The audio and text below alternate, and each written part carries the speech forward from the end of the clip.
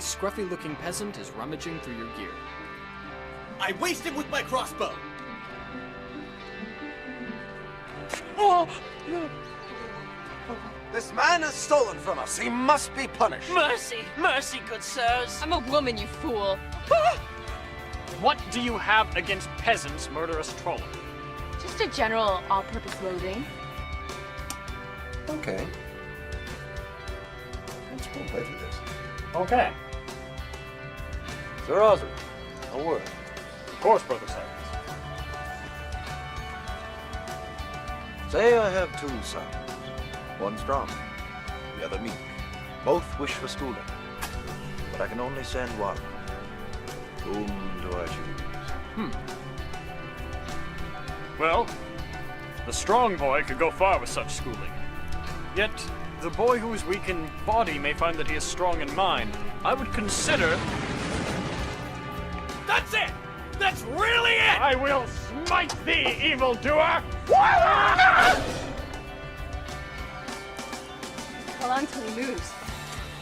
10, maybe 20 seconds. I cast amnesia on Osric.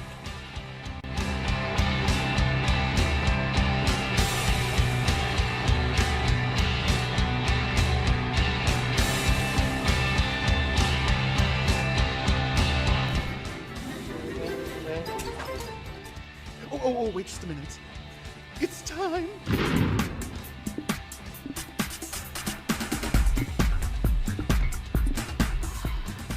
Holy mother of fluffy pillows. Easy, easy. Don't overdo it.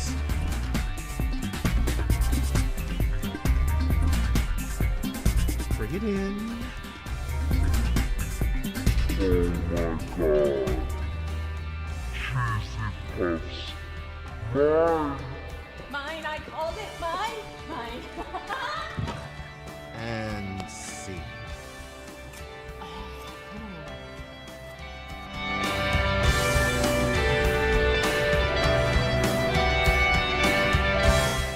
I'll tell him there's a ninja outside. I seriously doubt he'd fall for that. Normally the dice decide that sort of thing.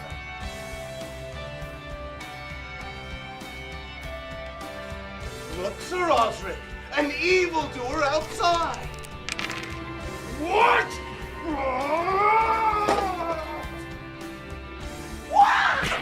Hadouken! Of course I am.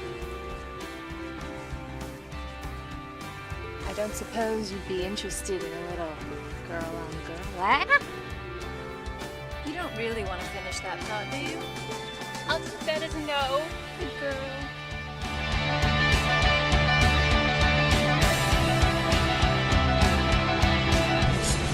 By the metal of my steel, your blood shall bleed. Elf Slayer. Ballad of the Slaying Elf Saga.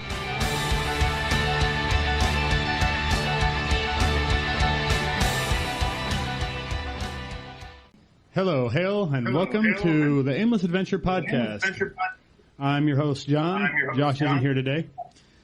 We've got, down at the end, Ryan. We've got Who once again. What's up, guys?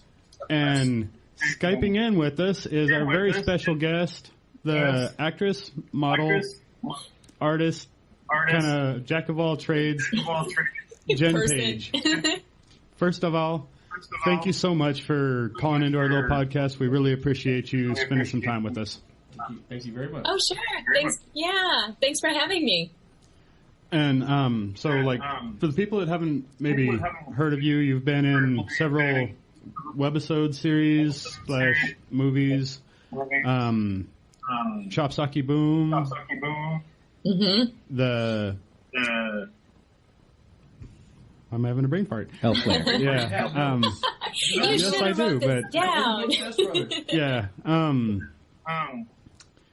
Also, Dorkness Rising, which is my favorite work you've been in.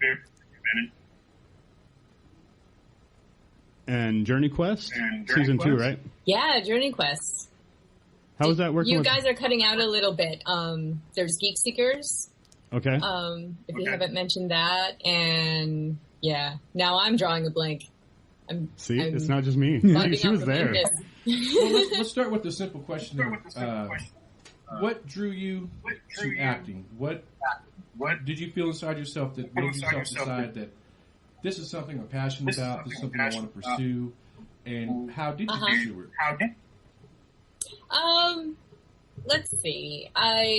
When I was growing up in high school, I always thought that acting would be fun, like with theater and things like that, but I was just way too shy growing up, and I didn't have any kind of friend support group where people would drag me into it because I didn't really know anyone in theater either.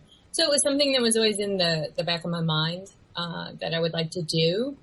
And back in, 1999, I was working at Wizards of the Coast, and I joined a writing group with my still friend now, Angel McCoy, set it up.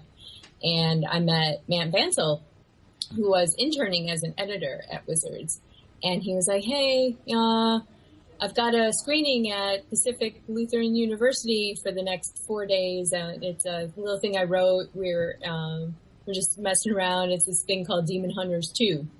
And I went and saw it, and it was with the fledgling company Dead Gentlemen, and they had me laughing so hard. I joked that they haven't been in this movie since. And I started helping out with Dead Gentlemen and their work and doing production scouting and design work and makeup and costuming.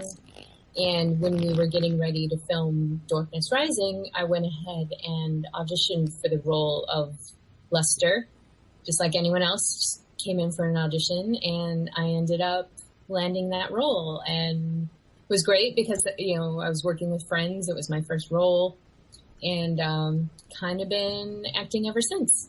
Just taking on projects when I come across them, and I wouldn't say I'm pursuing it as a straight profession. Like, that's my only interest. I have too many interests. But when something crosses my path, I certainly jump on it because I do love acting. Okay. I know your initial start, it helped living where you were and everything, but do you think living in Seattle, not just acting, but your whole modeling and everything, do you think it's helping your career or hindering it? You could maybe be in an area that's more photogenic. Are you happy with the work that you get in Seattle, or do you feel like maybe a move to California or maybe a move to New York would further your career if that's what you solely chose to pursue? The film industry is really developing here in Seattle, and I see a lot of passionate people continuing to advocate for it. And I see it growing as an industry. There's constantly lobbying for film incentive with Seattle and things like that. And, like I said, I really love doing it, and it's a big enough pool for me. I don't feel like I'm hindered by anything. The idea of moving to Hollywood just kind of terrifies me. Yeah. Have you ever been there? Well, I've been there, but, to visit, but yeah, I've been there. I don't know. Every time we go, you go to Hollywood during the daytime. The daytime. Yeah. So, I don't feel hindered. I'm always willing to travel for a project.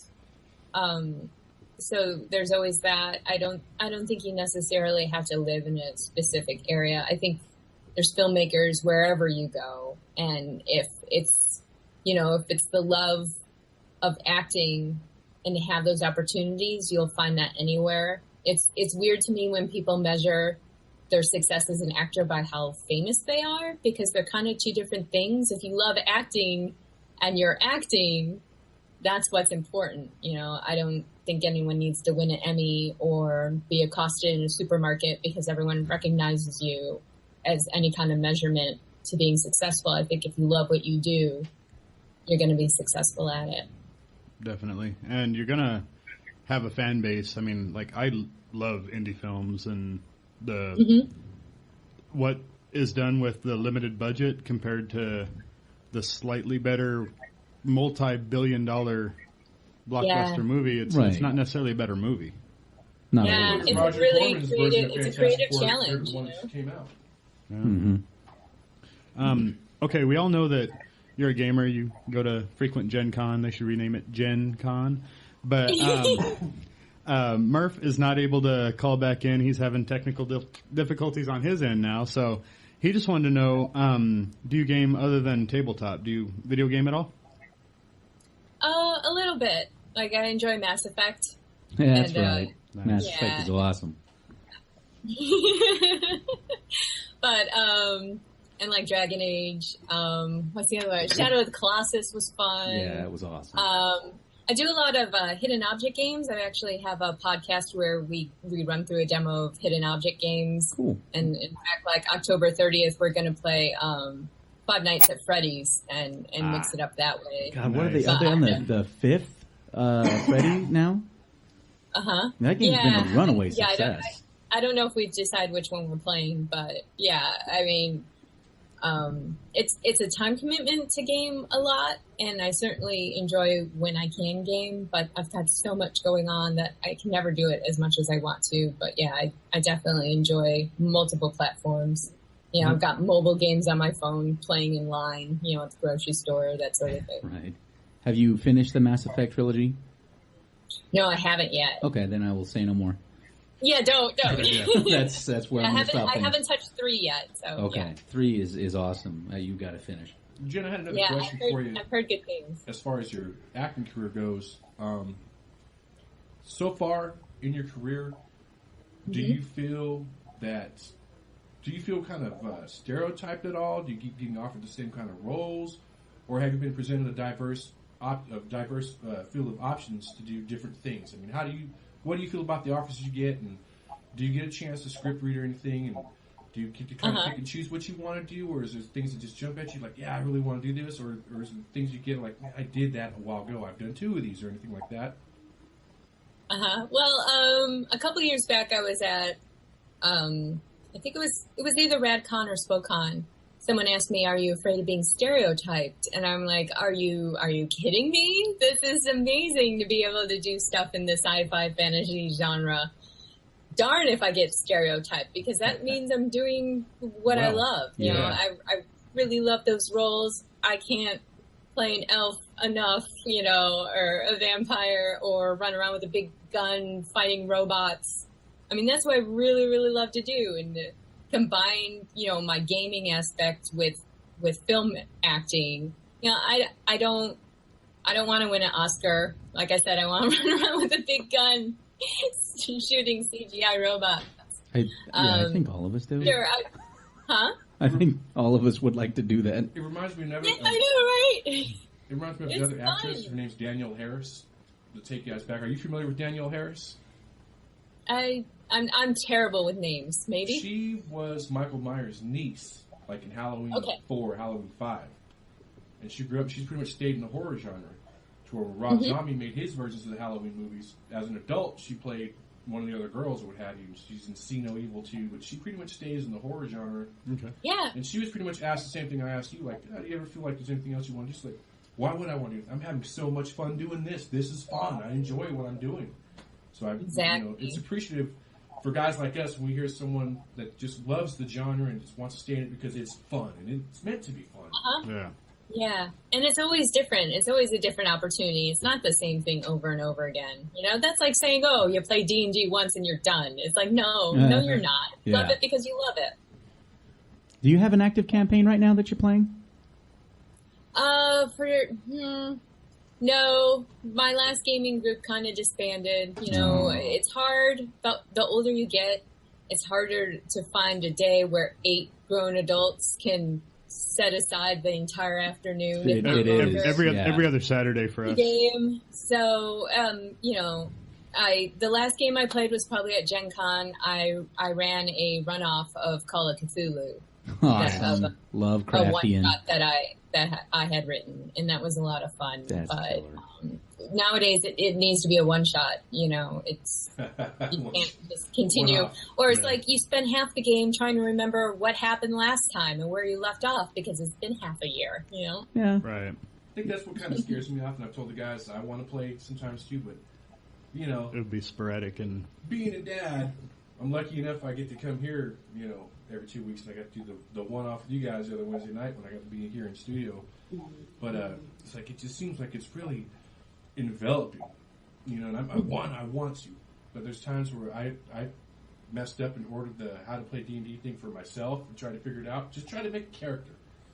Yeah, I never took calculus. I'm not that great. Yeah, it's not that bad. It's more geometry. Yeah, I suck at that too. Murph, the guy Murph that was on earlier is our DM and has been for, year and a half, a little over a year and a half. At least. Yeah.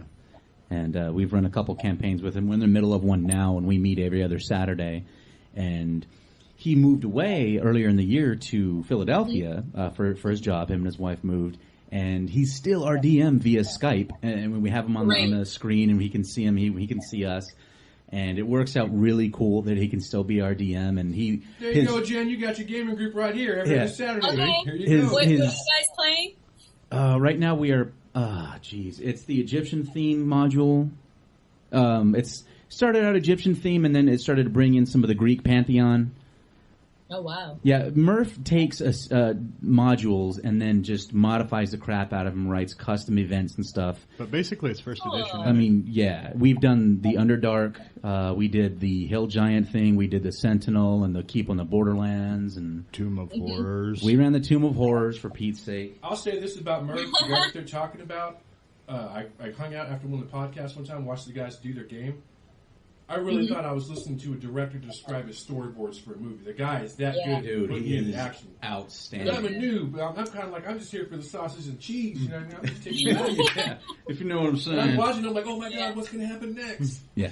Yeah, And that's Murph the is best kind of campaign, right? When it's just so cinematic and you're all just sharing it together and it just feels so real, like you're in a movie. That's what was so great about getting to keep him via Skype was that he's such a freaking great story weaver, you know. Could you imagine if we didn't have the technology we have? You'd have to do by mail. Oh yeah, that would take forever. Snail mail. Well, okay, it's kind of neat having his picture lord over us, you know, like literally a puppet master with the strings, you know. Perfect. Okay, let's picture every movie ever made. Mm-hmm. What role throughout history do you wish you could have auditioned and gotten? Oh man! Like, what was your dream one? Is that what you're saying? your dream role. If I could pick one of these movies and I could be the lead actress in it, this is the movie I'd pick. Oh gosh, well, you know, I love roles that have. Well, it's not just that they're a strong female character; it's just they kick ass, right? I would love to be Lilu in Fifth Element. God, I love the Fifth Element. That is, me and my wife's favorite movie. River and Serenity would be amazing. She what kicks about so much ass. Mia Jovovich in Ultraviolet? Yeah, Ultraviolet. Yeah, that was a cool movie. Any of the Underworld films would have been amazing. I got one for you. When I think of like the strongest female character I've seen, there's just so many of them. Gosh, Ripley and Alien. Ooh. Yeah, there you go. She just said it. Oh, I'm sorry. Yeah. Sarah Connor in Terminator. Holy shit. The Terminator 2. As corny as it is, I would love to see you, if they ever made a remake, I would love to see you as Tank Girl. Oh, yeah. Right. Yeah, I can totally do that. I forgot about that movie. If they'd be willing and to do comic. it right. Yeah.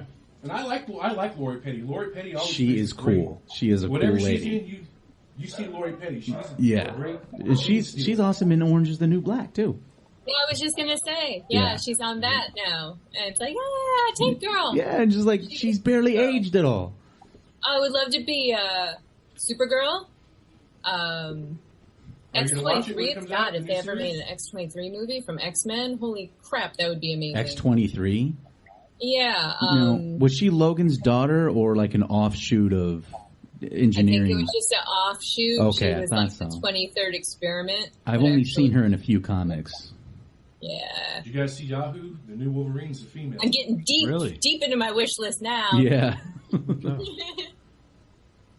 I think I would have to say for me... what, your major movie role? Yeah. Sling Blade. No. Them taters is good. No, that's too that's typecasting right there. But God, I think I would have to go with Arnold Schwarzenegger in any action movie from the 80s because I watched them as a kid thinking I'm going to be shredded and ripped like an oak tree when I grow up and fire an That was his nickname when he bodybuilt. Was the oak. And I'm going to shoot an M60 from the freaking hip. So yeah, I don't aspire that high. John? This is a loaded question. It's too hard to answer for me. I know how it is for you. I don't know. I think I would have to go with something that doesn't really show me off as well.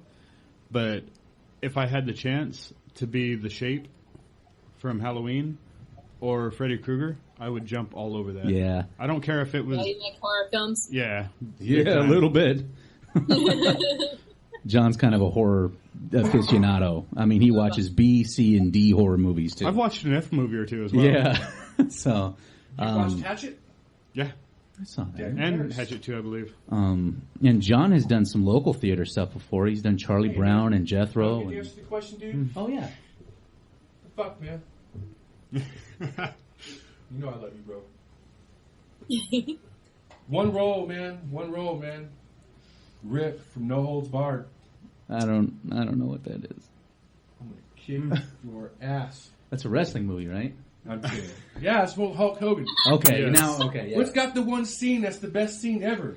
When they kidnap him in the limousine, and actually I'll give you my real answer here in a second. Okay, yeah. He's kicking out of it, and he finally gets to the limo driver, and he pulls him out of the damn limousine. He's got Dookie all over the back of his pants.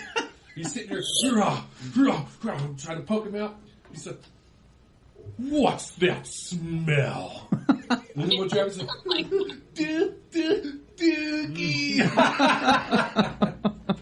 I love that part. I do remember renting that. But I'll tell you what, the one movie role I really would want, another wrestler. But I mean, the movie was so cool.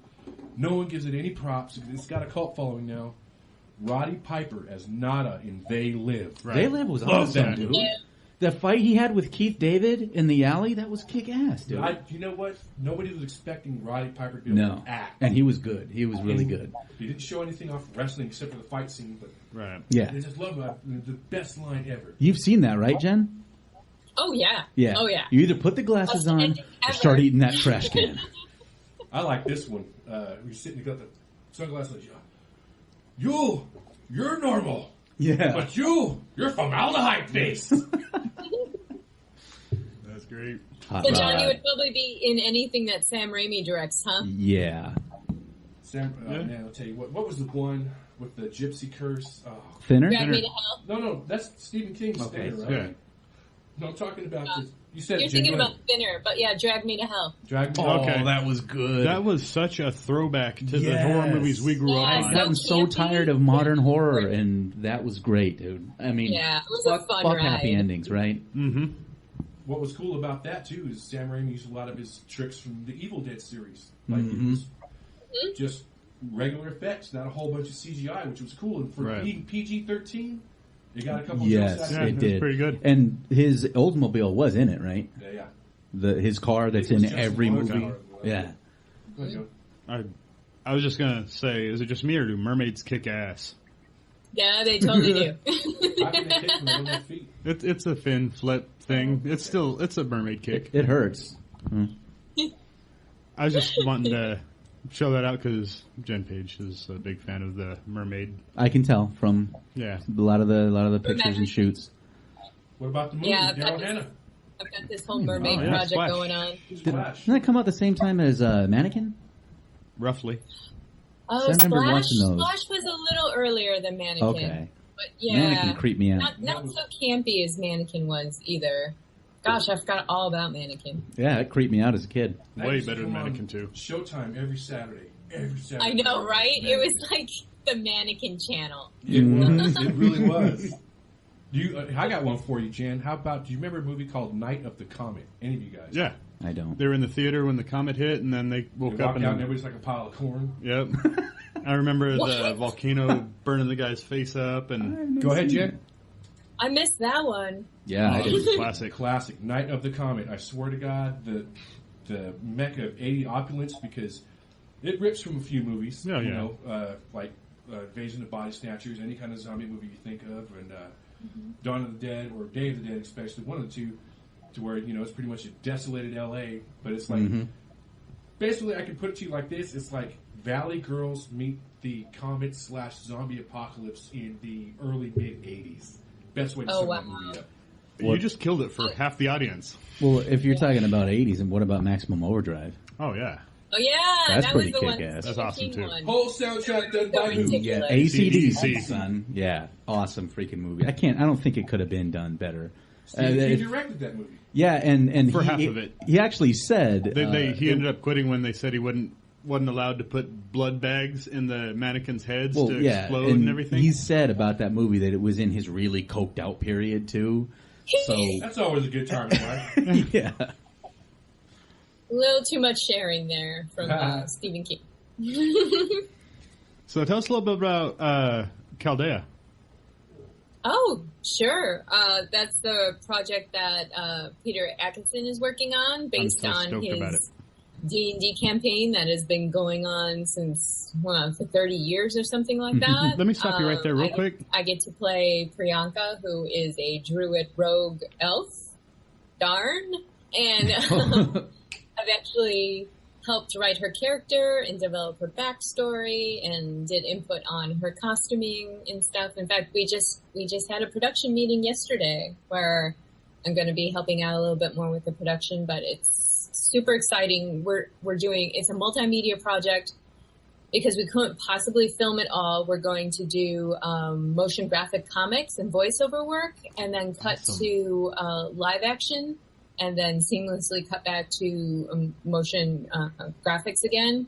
And there's a short film out called The War Room in which we kind of pilot that kind of concept. And that's available now. I think the website is World of Chaldea, and you can see it for free. And it's just really neat to be a part of something that is so vast. It's like Game of Thrones, where there's just so many characters and different storylines, and we're just starting, so it's really, really exciting. Yeah, I'm so looking forward to that. I mean, I heard about it a couple months ago, and I drug Ryan into my computer and said, look. Yeah. Oh, nice. Same thing with, the last thing we watched was that, like, epic parody trailer for Elf Slayer. Please tell me you're going to make Elf Slayer. Thanks. Is that actually... That was all me. It was part of... When we were developing Geek Seekers, me and Monty Cook, which is our paranormal activity show, we figured there'd be a lot of people who would be coming into this who maybe don't know who Monty is or who I am. And so we're like, oh, well, how can we do a skit where we kind of introduce ourselves? So he's like in a game lab exploding shit. And I was like, oh, well, let's make a fake trailer so people know I'm like a fantasy genre actress. And Elf Slayer kind of became a thing on its own. I'm constantly writing down notes for like a feature film, but like I want it to be so epically funny. I don't want all the funny bits to be in the trailer. I want the whole thing to be hilarious. Like she stabs people with unicorns, that sort of thing. Just that trailer had me rolling. If you Kickstarter it, make sure you let me know about that. Okay, yeah. I want a really good script. I can't skimp on it. It's got to be hilarious. Everything we do. Just over the top hilarious. Well, I really like the idea of a classic revenge type, flick, but over the top, and fantasy setting. And they killed people she didn't even know. Yeah. And then heads start coming off. Speaking of revenge flicks, man, I got up like at 1 o'clock in the morning last night just to get up, whatever. I watched something, dude, that was pretty. I was like, oh man. I Spit on Your Grave. Oh, that's wow! Oof. Whoa, that movie's messed up. The original or the new? No, I watched I looked it up today because I thought there was an original. And there was. There was. Oh my god! Dude, they're fell messed asleep up. Like feeling like. Oh, yeah. The originals is no better. The original's just as bad too. Like, whoa. That's a film you gotta watch with a buddy. Yeah, and then immediately watch. 1 o'clock in the morning. And stuff going on. Like, what the fuck is this? Yeah, and then afterward, watch Amelie or something, right? Yeah, and then afterward you fire up some SpongeBob or something, No, I put it on the church channel. There you go. I needed forgiveness for even watching that shit. All right, Jen, I've got a question for you. I'm one of those guys that I'll watch a movie. Like, we were watching Lost Boys earlier today. Love that damn Nice. movie. And you know the scene where there was like the no trespassing sign right before the cave and the plastic bag that was ripped was flapping in the wind? I was like, somebody got paid to say there needs to be a plastic bag hanging from this, and oh, that's too ripped. Let's start again. Oh, that's perfect. I think the gray bag worked better. Let's go with the white one. Like the details and the setup and all that. Dumb question. In Chop Socky Boom, was your hair pink to begin with, and they just went with it, or did they ask you to dye it pink for the role? Well, the backstory behind that was that in the original series, I was a brunette, and I tend to change my hair color a lot. And in between filming, I went blonde, and I wasn't planning on going back to brunette because it's really permanent. When you go dark, it's really hard to lighten it back up again. And so we discussed it that, I was like, how about if I go pink? Because Paige, with the whole pig warrior thing, and pink, it's easy to remove. And I presented them with a bunch of like concept photos I had found, like, what about this color? What about this color? And they're like, yes, let's do that. And then they're like, well, we're going to need a makeover episode to, show this transition. And of course, let's make it as funny as possible. And so in the first couple of episodes, I actually wore a wig. I had a wig and I braided in some pink dreads to match from last time. And my hair was already pink underneath that. And then we did the whole makeover episode. So in a way, real life can dictate art, where like, the necessary makeover episode. And we had also discussed that in the first series, they thought it would be a funny joke. The pretty ugly girl, she has paint on her overalls and she's wearing glasses, therefore she's not pretty, but you take the glasses off and she's a knockout. And she's all that. Yep, that's what I was going to say. She was all that translating moment. Well, and I get a lot of feedback that people are like, why did people act like you were ugly? That's the joke. And so we wanted to get away from that too by giving you got me glasses a on. makeover. You're not Superman. Oh wait, you're Superman. You're Superman. Where'd he go? Yeah. So there were multiple reasons, but it kind of worked out. I could have wore the wig the entire season. It was no big deal, but it's like you get an opportunity, you try to be creative with it. The table read episode was by far my favorite episode. It was just the she's all that moment, the slow motion cheesy poofs, everything. It was a great episode. And you walked in like a boss too. Yeah, you owned that. You owned that role. Yeah. I was like, how did that look? Because I can't see it. I'm like, was I walking like a truck driver? And they're like, no, you were not walking like a truck driver, Den. It's fine. You were walking like Cheech Marin, swatting as you're walking back. Yeah, pretty much. A little bit of a pimp walk. Yeah, I could pimp it. Yeah, John takes in a lot of episodes on his lunch at work, and I'll walk by the office where he's eating and peek in to see what he's eating. And too. And well, what are you watching? I'm like, Chop Socky Boom again. And then I'll stand there for a little while, watch it, But every day he's either rewatching Dorkness Rising or some of the new stuff, or catching up on Chop Socky or whatever. John's he's a pretty big fan. That, and I just love YouTube webisode. Yeah, and you get to series see and movies and stuff. Yeah, really creative shit. That you otherwise would have missed completely. Stories that wouldn't be told. Yeah, if not. Yeah.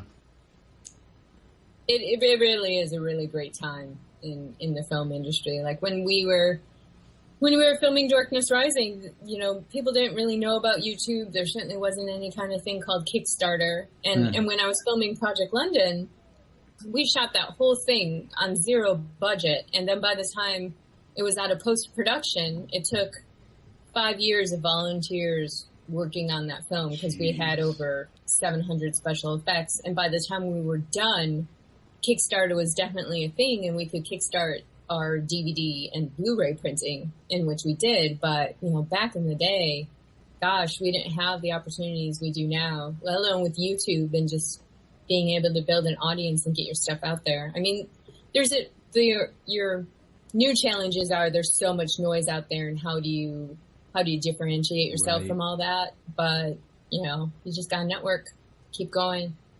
I think what's great about that is avenues like YouTube and Kickstarter, to where we as fans, we're dictating what we want to see now. Right. Yeah, you vote with your wallet. We keep getting and of course, Hollywood's going to be around forever, and you're going to have blockbusters, and you're going to have tent poles, and properties that are going to succeed. A lot of Star Wars that we all love, for the most part. But to me, like, you and I are both horror buffs. Yeah, definitely. My favorite series of horror movies is The Nightmare on Elm Street.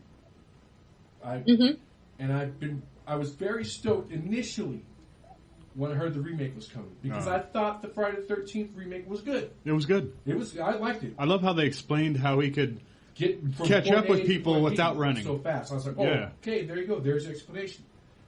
And I was thinking to myself, man, the best horror movie in the world to me ever will always be the very first Elm Street. Yeah. Yeah. When I was a kid and I saw that, it warped my mind, because it just warps as you're watching as a viewer. Is she awake? Is she dreaming? What's going on? What's happening? But when I heard they're making a remake and they got Rooney Mara to play the lead character, they got Jackie Earle Haley to play Freddy, which, in my opinion, I thought Billy Bob Thornton. I don't know why it is in my head. I think Billy Bob Thornton gives off that trailer parky vibe to me. That's little Freddy Krueger, Shocking. I can see that. But I was sitting there thinking, like, and the director, I forget his name. I believe he directed "Smells Like Teen Spirit," the video for Nirvana. Okay. And I'm getting stoked on that. Like, oh wow, how dreamy and nightmare was that video? Very. Now with the kind of technology that we have, they're really going to make they're going to really make the dreamscape first. And I was I'm not going to tell you disappointed. I was fucking mad, angry when I saw that Elm Street. And I have it at my house on DVD because I have to have all of them. Yeah. I have every variation of an Elm Street movie that's ever been made. But it pissed me off. It made me so mad. Because it's like, this is the best you can do with the kind of talent you have in this movie, the kind of effects you can pull off, just the whole dreamscape that you can make happen. This is what you gave me and millions of other Elm Street fans. This is what you replaced Robert Englund with. This is what we're supposed to buy. Fuck you, New Line Cinema. You fucked up. Yeah, I completely, I completely agree with you. Growing up, Elm Street was by far my favorite. I liked Jason. I liked Freddy had Mike Myers and everything. Yeah, he was funny. He had little catchphrases. I mean, everything was just great. But since the era of remakes, the Halloween remakes with Rob Zombie, excellent. I love his remakes. Sherry Moon Zombie in the first one, I thought Oscar worthy. I forgot about her. Yep. Mother's Hurt. It was so when good. When she plays that part, not kind of like the ditzy, like side girl like the other Rob Zombie movies. Like, she played the mom, and she played it beautifully. And the Friday the 13th remake, well done. It was a throwback. It was really good. It was really good. The Nightmare on Elm Street remake, like you said, was so far beyond disappointing that Nightmare on Elm Street has dropped to number 3 on my favorite all-time horror movie list just because of that remake. I haven't seen the remake. What do you think of it, Jen? I'm not gonna. Compared to the originals, what kind of hopes did you have, if you had any at all? What did you think you were going to get, and what did you... Well, the last Nightmare on Elm Street movie I saw was the one that was in 3D. Freddy's Dead. Yep. Yeah, that was the last one I saw. Yeah. So if there's been one since then, I haven't seen it. She checked out. I'll tell you what, Jen. Do me a favor. Okay. If you can Netflix... As a matter of fact, do you have Netflix? Oh, yeah. It's on Netflix. It's called Wes Craven's New Nightmare. Oh, yeah, that came out. Okay. And that movie is excellent. It wasn't a big box office hit or anything like that. It kind of gave the template for Scream, which obviously Wes Craven directed. Mm-hmm. But it's a meta horror movie to where the actress Heather Langenkamp that played Nancy, she plays herself in the movie. Robert Englund plays himself in the movie. Wes Craven plays himself in the movie. Robert Shea, the New Line Cinema head, plays himself, and it's really cool what they did and twist they put on that. I would recommend, after the first Elm Street, I would have to say Wes Craven's New Nightmare is my second favorite. Yeah, it was really good. Dream Warriors would be right up there. I love watching scary movies in October. I like Dream Warriors. Go ahead, Jen. I'm sorry. Oh, I love watching scary movies in October. Okay. I really think not only as a horror film, but as a film itself, Wes Craven's New Nightmare, I really think you'll enjoy it. So it's an awesome twist on the idea and everything. So you have homework. So next time you call in, you can discuss it. Okay. Oh, I can yeah, do we were that. talking about Rob Zombie. House of a Thousand Corpses was garbage. I thought it was okay. I Really? mean, it was a bit on the psycho grotesque side of the spectrum, but I'm I not thought it even was talking about like gross or anything. I just yeah. Was that the one that Paris Hilton was in, or was she No, in? that was Wax. House of Wax. Yeah. Yeah. House of a Thousand Corpses. I can't even remember what it was about because it was so bad. When you say Paris You Hilton blocked was it in out. House of Wax, I have a totally complete vulgar She idea. was in it so she could be killed, and No, she House did of die. Wax. Wax. Yeah. Uh-huh. Oh, Paris gotcha. Hilton. But The Devil's Rejects was much better. Yeah. When I remember that was like his second or third movie Well, attempt. since we're on horror movies, Jen, run down your top 3 of all time and for our audience. That maybe some movies they've heard of, some of your favorites. Give us your top 3. Since we're not October, tell us what horror movies you like. All right. I don't. I get a lot of feedback right now. Hold on. I'm gonna turn my volume down. I don't do very well with gore. I really love a good suspense film, and I love to be scared. But when it's just all gore and like torture porn, Yeah, that's modern horror. I can't handle that. So I don't see a lot of horror movies because of the fear of that. Right? I just saw Oculus, which was Produced by is now on WWE Netflix, Studios. and that one is okay. I love werewolf films, but it's so hard to find a good werewolf movie. The Howling. You The know, Howling American would be Werewolf the in last London one is that I great, saw. but how old is that film? It's like Yeah. Ginger Snaps Back is really good. One of my lady's favorite. She loves the Ginger Snap series. She loves those. Yeah, I think Ginger Snaps Back is the best one in that series because it's like a period piece and it's kind of a standalone. That had some interesting twists to it. I might go see Crimson Peak tonight because it's gothic horror. That just looks amazing. That's the Victorian set one, I right? saw a vampire movie a few years back called Razorblade Smile, which is really good for a vampire film, and it's really obscure. I don't see it very often. Lost Boys was amazing. Yes. What else do I love? I love the original Howling. Yep, The Howling. The rest of that series is crap, but the original is really good.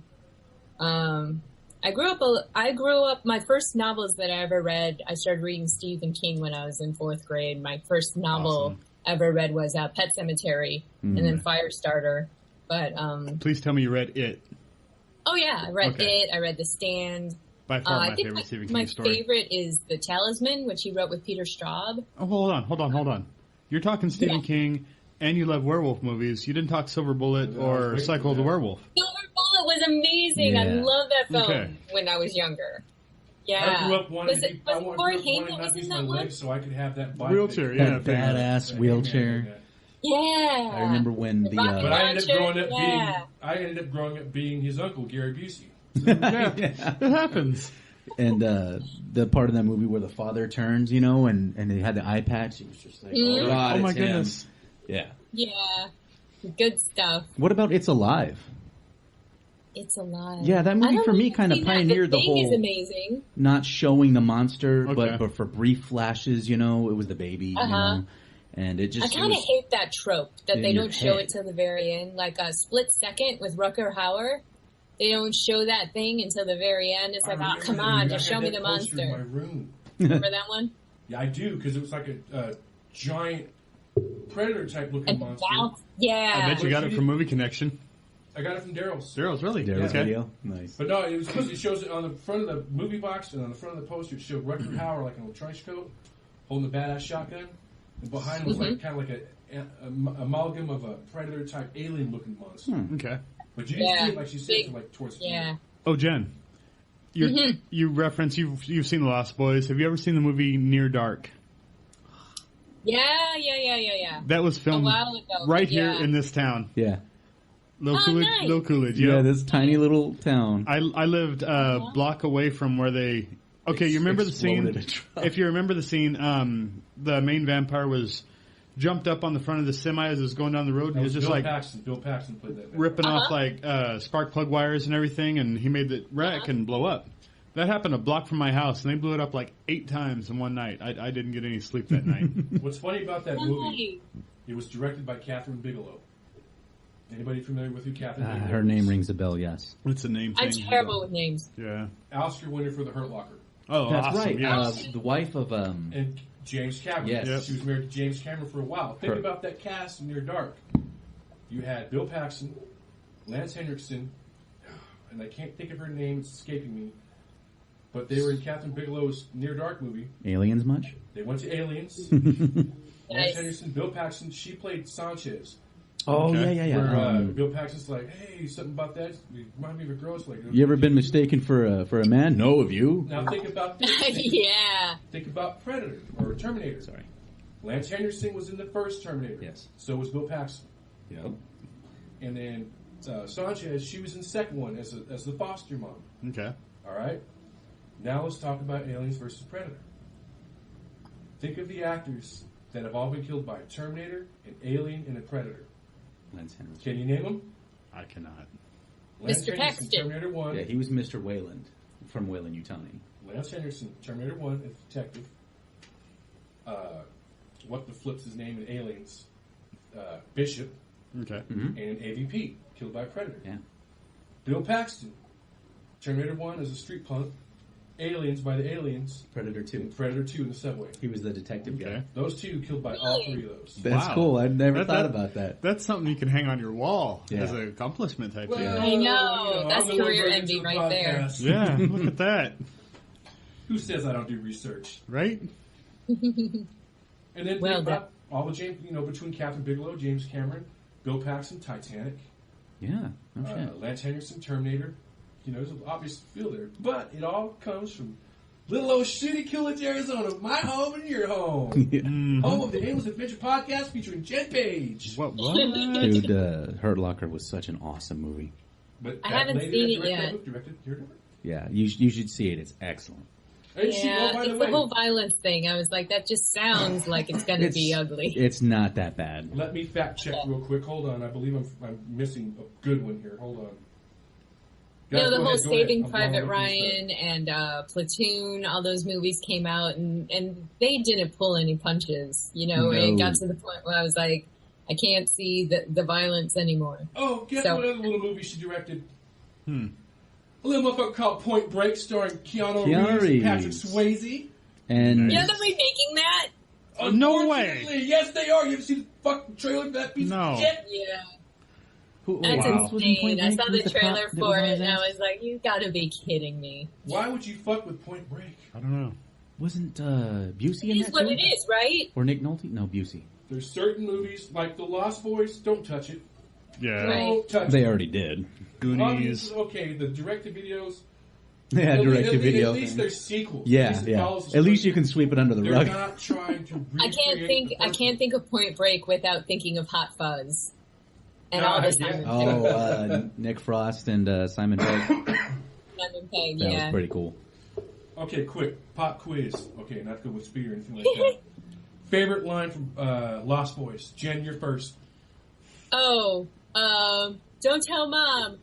Yo, it's not like you're getting a D in science. Ryan. Grandfather at the end. The thing about whatever the name of the Santa place Clara. is, Santa Clara, is real nice, except for all the fucking vampires. Except for all the goddamn Or vampires. goddamn vampires, yeah. John. I don't ride with vampires. I like this one. I can't keep up. I can't beat your bike. You don't have to beat me, Michael. Just keep up. Keep yourself. What are you gonna do? I As can't it beat you, tastes, you're eating worms. Yeah, and then the rice and the maggots. Those are maggots, Michael. Maggots. I love Grandpa's line in that. They're all like goddamn vampires. What's the most one? Then? It's the Attack of Eddie Monster. Right. Oh, the Frog Brothers? Oh, yeah. Yep, when the little kid. You know what was on at 1 o'clock in the morning the other night? Tales from the Crypt, Demon Night. I remember when Demon Night came out. Billy dude. Zane and Jada Pinkett. Yeah. Love that movie. Badass soundtrack. Not bad. Not Demon bad. Night and Bordello of Blood. Yeah. That was a big deal at my playground. Okay, Jen. I've seen a meme kind of circulating around the internet involving you and Felicia Day. Did you have anything to do with that, or do you know, is there a possibility that you guys may end up doing a movie together or something? Well, a fan of mine started that, and when I shared it on my page, my fan page, I get all the analytics for that, and 36,000 people saw that. Holy cow. Which was amazing to me. I've done very, very superficial work with them. I shared a booth with the guilds at San Diego Comic-Con. When they were up here, it was either for PAX or Emerald City Comic-Con. I watched their booth while they had a panel, things like that. So, like, I've talked to Sandeep about being the big bad in Elf Slayer. And you know, he laughed at the trailer and he's like, yeah, count me in. So, I mean, we have these small connections, but we don't have any official talks. Okay. It would be amazing because we're both just such big geeks, but Right. I can't promise anything right now, but I would be as psyched as you guys. Right on. Just real quick, Phoenix Comic-Con, you know, we have a Comic-Con that's local and we can drive to, you know, just saying you'd be cool if you showed up there too. Yeah, we could talk to you in person or something. When is it? July next year. Yeah, I mean, we It's- went it's- this year. Right in the middle of summer, what you guys think? Right? Or was It's it only June? 145 or something. Was it, but no, still. it was May, wasn't it? Hail girl from you'll have to wear Seattle, the never latest sees slave the one for sun. that I one. practically have moss on my shoes, and you want me to go to Phoenix. It happens. It's inside. But it's a big con though. Yeah, it No, is. it's a possibility. Like I was saying to Murphy earlier, that my dad lives out in Phoenix, so I can easily fly down You gotta visit see my your dad. family. Yeah, and take him it's to an excuse to see your Comic-Con. pops. Exorcist might have been one of those movies if it wasn't so epic and legendary and stuff, and you didn't go in expecting this great horror movie. It might have been okay, but I was expecting a lot more, I guess. Well, I heard that deleted scenes like we should have a spider walk down the stairs or something like that. That's supposed to be super freaky, but I don't know, man. I don't know. The Ring did it first. Yeah. The original Ring, the Japanese version. Oh my god. Ringu. Yeah, so good. And the thing about Japanese horror is it's you know, steeped in this culture that I'm just not saturated by. So, you know, the whole hair thing and their ghosts and everything, it's so foreign to me that it packs so much more of a punch And The Grudge. than American movies do. You know, I'm kind of getting used to it now, but yeah, it was just so out of left field that I was like, holy crap, this is terrifying. You want to watch a fucked up movie? It's a movie. The Audition? It's called Funny Games. Okay. And there's two versions of it. There's the original Swedish version, which I've never seen, but I know from reading about it, it mirrors the American version that has Naomi Campbell in it and David Strathairn in it. I've never even heard of it. That does not have a happy ending. That is just fucked up all the way around. Like one. What's it called? Funny Games. Funny Games. I wanna see that now. Games.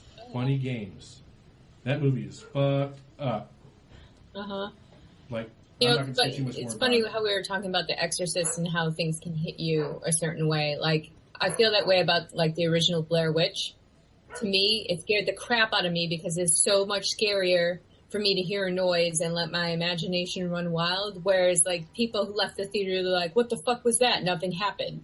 You know? I think the only people that really didn't like Blair Witch Project either didn't like the shaky cam and it made them sick, or were duped by the awesome advertising that was you just hit what I the thought. marketing scheme was brilliant with that movie. I know. It was so one of a kind at the time. Amazing. And like the first person aspect of it and took everything was advantage awesome. of the POV views. It took advantage of the burgeoning of the internet. Is this real? Is it fake? And their promotional department did an ace's job. And they spent like And the fact that there's no, you know, mood music in most movies, you can tell something's going to happen because of the mood music that's building up. They had such straight scene cuts that I was just dreading the next scene cut. And if it was dark, I knew shit was going down, and that's all the warning I had. You know, About that, the ending, it's left to your imagination. Right. You don't see it. You don't see I really the witch. You don't see what happens. You're like, what the fuck? Right. I thought it was just really well done for what it was. I'm not a big fan of the Japanese horror invasion, The Grudge. There's been so many, I can't even remember now. When you were talking about it, I was naming them off in my head and they just disappeared, but I'm not... The Grudge, The Ring, yeah, those are the transplants. I know, The Audition. Right, and then when Paranormal Activity came out, we kind of gave them something because they did Paranormal Activity Tokyo Nights when the first one came out. Tokyo Drift. Yeah, that was a horror movie. Yeah, the only reason why I bought that movie is because I have all the other ones. You know, because I mean that's like Halloween 3. It doesn't count. Yeah, but it's weird. You know, it's different. Weird. But yeah, as far as the Japanese stuff, I watched Old Boy. Oh, I haven't seen that yet. I hear it's brutal. I watched the American version that Spike Lee directed that stars Josh Brolin. And I've read about the Japanese version. And it's another type of movie that's all kinds of fucked up. You know, you walk away from movies like that saying, geez, where's my shower at? Right. It's just Speaking of Japanese movies and kind of fucked up movies, it's not really in the horror genre, but my buddy Willie got me watching this movie called Battle Royale. Yeah, I've seen it. It's one of those movies, if you don't mind reading a movie while you're watching it, check it out. I explain it as the Hunger Games, but so much more violent and real feeling. Yeah, it's just in this village, like so many kids get picked to go into this arena, and they get a backpack. Well, it's kind of like however Tokyo or Japan does their schools. Like each classroom, if I remember correctly, was rated like which are the worst. Right. And this one was picked to be the worst. And then they think they're going on a field trip or something like that, and they pump some gas through the bus. They're knocked out. They all fall asleep. Next thing you know, they wake up in like another setting, like another classroom setting, and then all of a sudden they're told, like, hey, you got like 48 hours. Only one of you is going to live. Here's your survival pack. You have to take everybody else out. Yeah, and the survival packs are, water, a little bit of food, and a weapon. It depends on the luck of the draw. You could end up with the frying pan, or you can end up with the 9mm. I mean, it's one of those things. Whatever backpack you ended up with is the weapon you got. And the main thing about that is, though, there's a lot of gravitas to that because you see kids that genuinely care for each other. Mm-hmm. Now it's it'd be like me against you. Like, right. Fuck, John. It's either me or you. Yeah. And you can't work together. Right. Only one of you gets to live. It's fucked up. I think if That's this screwed up. Yeah, it's totally screwed up. If this were a real world scenario, I think you and I would be able to team up, and then at the end, flip a coin or best man win, whatever the case may be. But I think we would help each other. One of us make it to the end. I'm a big wrestling fan, so I'm good at the heel tactics. Right. It's called Battle Royale, but there's no friends in the Royal Rumble. So I'll use the big guy to clear out the lightweight and just kind of kick back and catch my breath and whoop, throw it over the top rope. But the allegiances formed in battle royals usually ended up the last two, and then whatever happens from there, and that ensures that one of them wins. You know what I would do? Yeah. I would hide until everyone killed each other. Yeah, that was my thought. I would just totally ghillie suit myself up and hide in the grass and soil. Way to think like an elf. But okay, so let's, I guess, move on. Current adventures, what we're playing, what we're watching. Have you watched any new shows or movies, Jen? Or I know you spoke on your. I'm revisiting the X-Files. Okay. In anticipation of the new ones. My favorite episodes. Last night watched the Freak Show episode. Are you going to watch the new ones when they come out?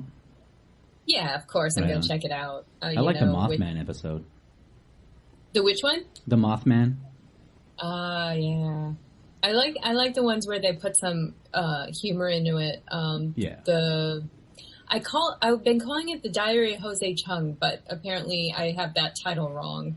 But that one's one of my favorites. And the one where Mulder killed the kid he thought he was a vampire, and then they both retell the story, Mulder and Scully, from their point of view. Hilarious! There was one I really enjoyed. That was the Squeeze episode and Tombs. That one's really good. Fluke Man and Does anybody Yeah, just remember the gotta episode where go Fox through all those. did like a crossover between X-Files and Cops? No. Where they used like the cops' cameras to follow Mulder and Scully. Wow. Yeah. And it was something like fear itself was going through and, attacking people with whatever they thought, whatever they saw. And like initially the first guy was like, it was a werewolf, the guy's all scratched up or whatever. And then they get another call, they go, and there's another guy, he describes Freddy Krueger, and they show a sketch artist who's like, why is he thinking Freddy Krueger attacked him? He's fake. And they kept going, and I don't think anything really got resolved because it was just the fear that these people had for whatever reason. Right. Yeah, projection. It was neat how they shot it. That's kind of cool. Ryan, didn't you get into replaying StarCraft? Oh, well, yeah, that's what I've been playing several times the last couple of days. On Battle.net, Blizzard finally sent the 3.0 patch for StarCraft 2 that went live in anticipation of the final part of StarCraft 2 coming out on November 10th called Legacy of the Void, which I'm really stoked for. It's all about the Protoss. And if you pre-ordered the game a couple months ago, you would get these 3 missions for free, playing as Zeratul, Dark Templar for the Protoss. And it would tell you what happened at the end of Heart of the Swarm and going into Legacy of the Void. And these 3 missions were called Whispers of Oblivion. And with patch 3.0 that came out, they made those missions free for everybody. So I found out like at 9:30 at night, the other night at my house. And I called my wife in from the other room, as the patch is loading, and I was like, "Look what I'm going to play," because she knows I've been on pins and needles, So she was like, "Oh, holy crap, you're going to play it?" And I was like, "Yeah." So she sat and watched me play them, and I played through those 3 missions like 3 times now.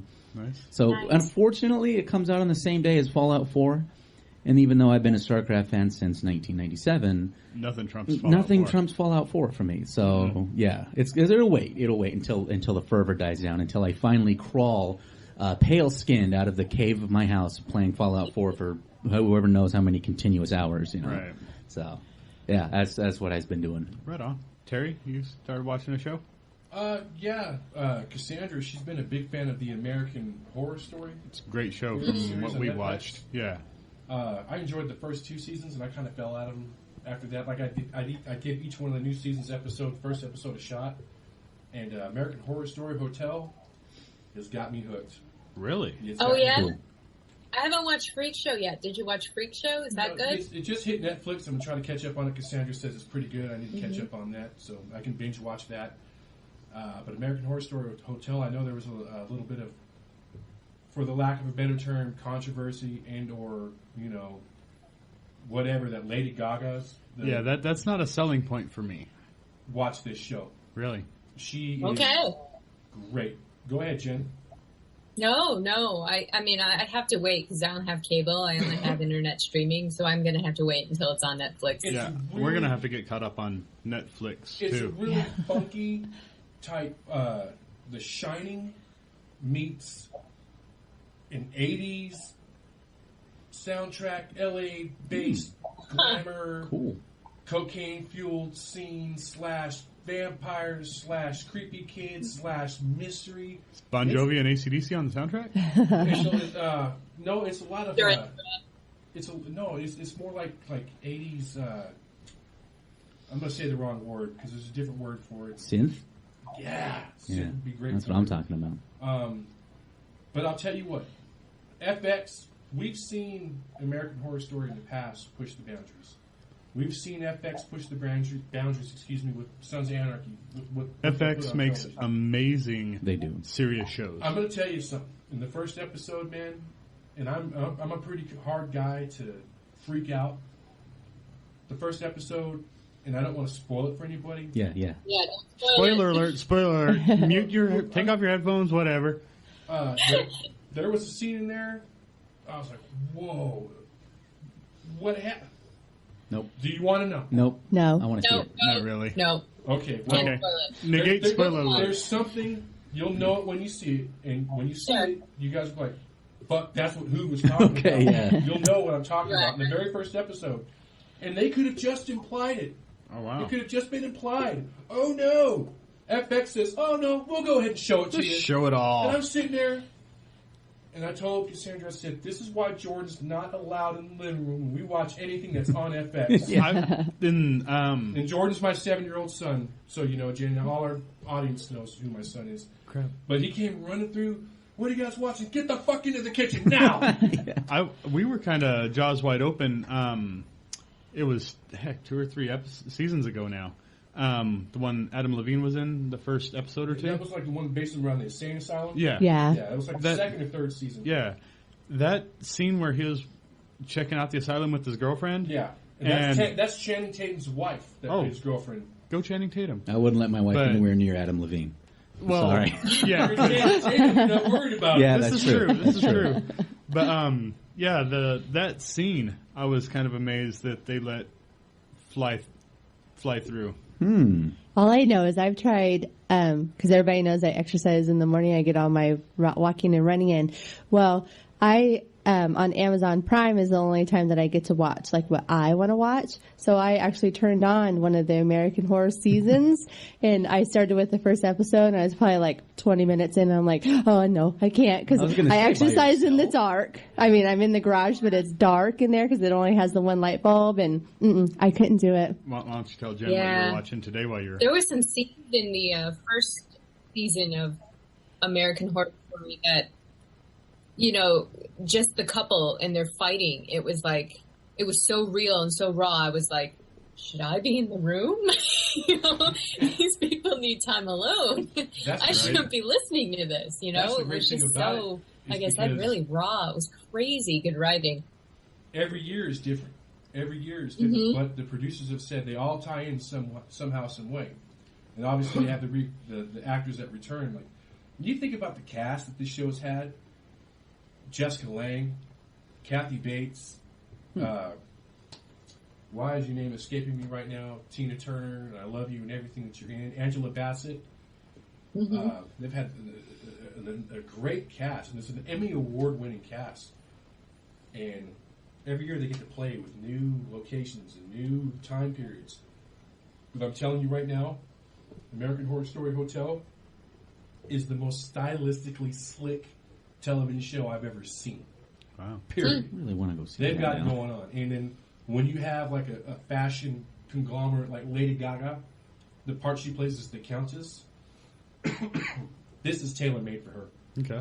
Like they, you know, the old expression goes, you know, hide your weaknesses, accentuate your strengths. Yeah. They accentuate her, and she feeds off of it. She's believable.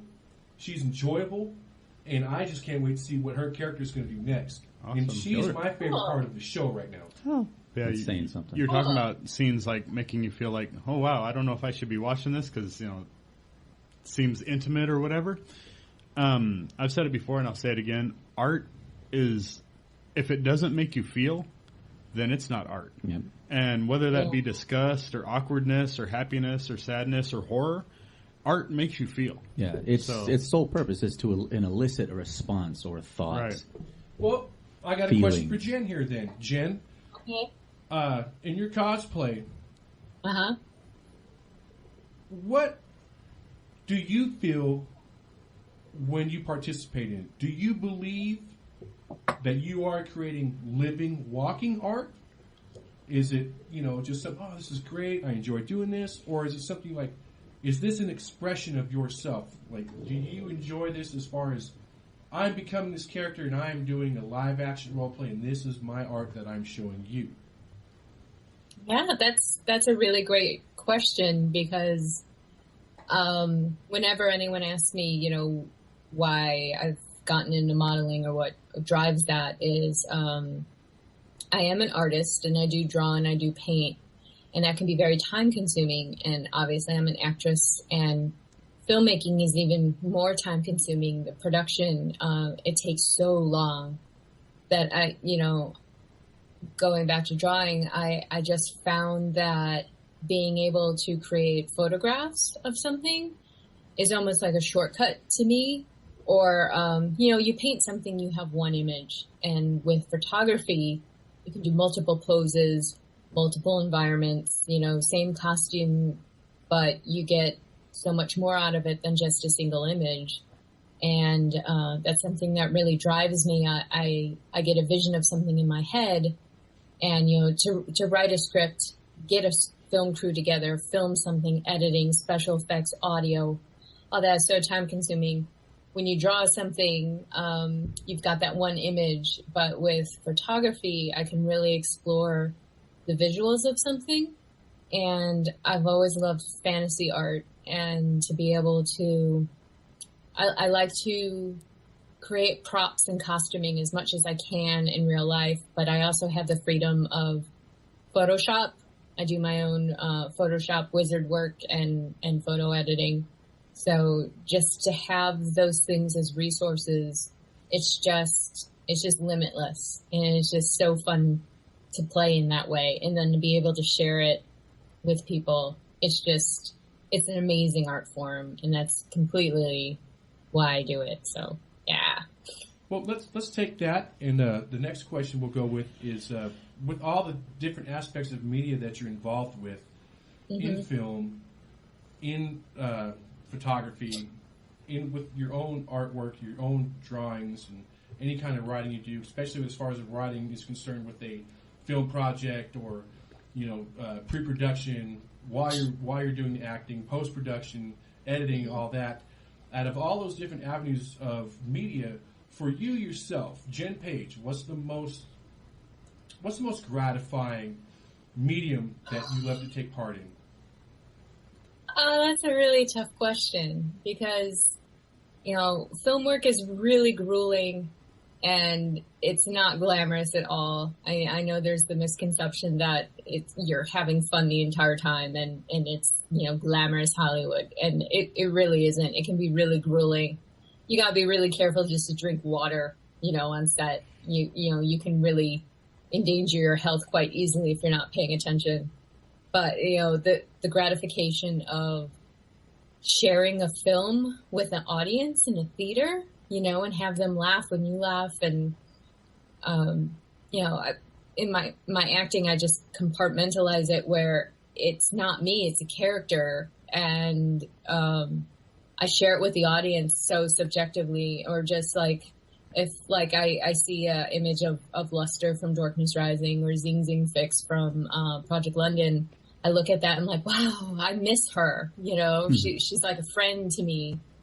It's just so gratifying. It's apples and oranges though, because there's all these different medias and they're not the same. I want to keep dabbling in all of them. Photography has its own challenges and its own rewards, and being able to draw something and create artwork with absolutely no limitations at all, except for my own skill as an artist. There's so many things that I'm just so thankful I have so many forms of expression because I couldn't stop if I wanted to. And I just feel really, I don't know, saying you're blessed is kind of corny, but I have no other way of describing it. I just feel so fortunate to be able to express myself in so many different ways, and that everyone is so receptive to it. It's an amazing thing to share and continue to grow with people. It's just great. I read recently. I can't pick. I read recently Nicolas Cage said that he's never watched any of his own work. That's crazy. And I'd really like him to go back and watch Ghost Rider because you owe me money, motherfucker. Yeah, me too. I love Ghost Rider, the character, not the fucking movies. It was okay. And Wicker Man. But for us here at the podcast, us guys and gal, I don't know about you guys, but I like to go back and I like to listen to the podcast. I like to watch it on YouTube because I'm like, okay, what did I do wrong there? Can I pick that up a little bit here, this and that? You, as an actress, do you ever go back to what you filmed and watch yourself? Like, do you ever revisit that? Or I kind of hear that's kind of like a big thing in the acting community where a lot of them won't watch what they've done because, okay, I have encapsulated this character, it's part of my life, and I'm done with that, so I'm moving on to the next part. Sure. No, I don't have a problem with watching my performance. I can see why some people might think that it's a little odd or weird for them and they don't know how to process it. But I think the best thing for my acting ever was when I worked at Wizards of the Coast, I was part of a webcast called Gamer Radio Zero. And it was kind of short-lived, but we were constantly interviewing game designers and game industry professionals, and we did little skits in between. And so we would film, and I would immediately be able to see what we did. And there isn't a better way for me to understand how my movements and my expressions translate on film. And it was a great experience. It was a great exercise for me to be able to be, try something out, see it, and then go, and be able to make tweaks and stuff. Like, even if I'm on set, there are some directors who don't want their actors they call them their dailies, which is what they just filmed. But like, I really love to see it because I want to see what works and what didn't. And I'm just so objective about it that I really enjoy that visual input because that's all the audience is seeing. And I don't get to see that because I'm me. So for me to be able to see the film and see what I did and what works, I think that's a really, really awesome exercise. And there are plenty of movies where when I enjoy someone else's acting, I take note of what they did and how they did it with an expression or a gesture or a delivery. And I have this catalog in my head. It's like, oh, that was amazing. Well, I'm going to give us an example. I'm going to try and make it my own if I can apply it somewhere else. What comes out in that catalog? What sticks out to you that someone else did? You're like, oh, yeah, that's it. Oh, man. You got a catalog. You got to remember at least a couple. Oh, no. Okay, let me think. Shit. I can't remember the exact scene, but, gosh, or just gestures. I'm pretty sure there was some episode of Firefly where, Captain Mel, he bit his finger or something when talking, and it was like, I gotta remember that. And then, Rose on the first season of Doctor Who, she always did this thing with her tongue that I just found so endearing when, and I'm like, oh, if I ever play a spunky character like that, I'm gonna bite my tongue. Just little things like that, or just, I can't think of any other ones right now, but just more of I appreciate the expression, more of the nuances of the particular character. Yeah, just really great. And then there's little things that I do that I think are hilarious that people probably never remember in stuff that I'm in. But like in Dorkness Rising, when the goddess turns me good and I'm in all white, and I'm like, "What did you do to me?" And I turn around and I look at my butt. And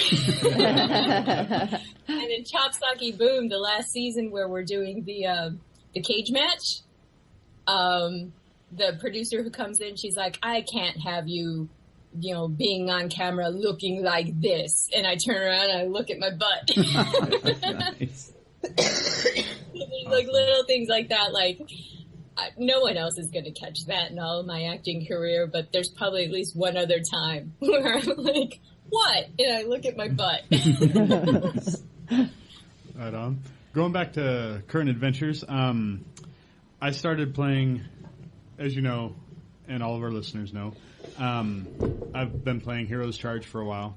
Well, I found another semi-clone of that game. It's called Dragon Soul. Cool. But it's very tongue-in-cheek, kind of slapsticky funny version.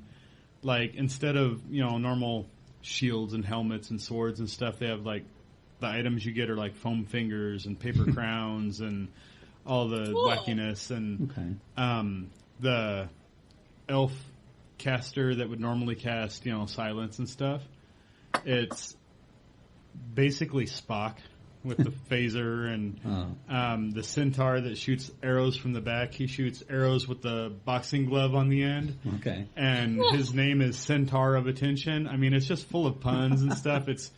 It almost makes fun of itself, but if you're looking for a lighthearted kind of make you kind of grin, now?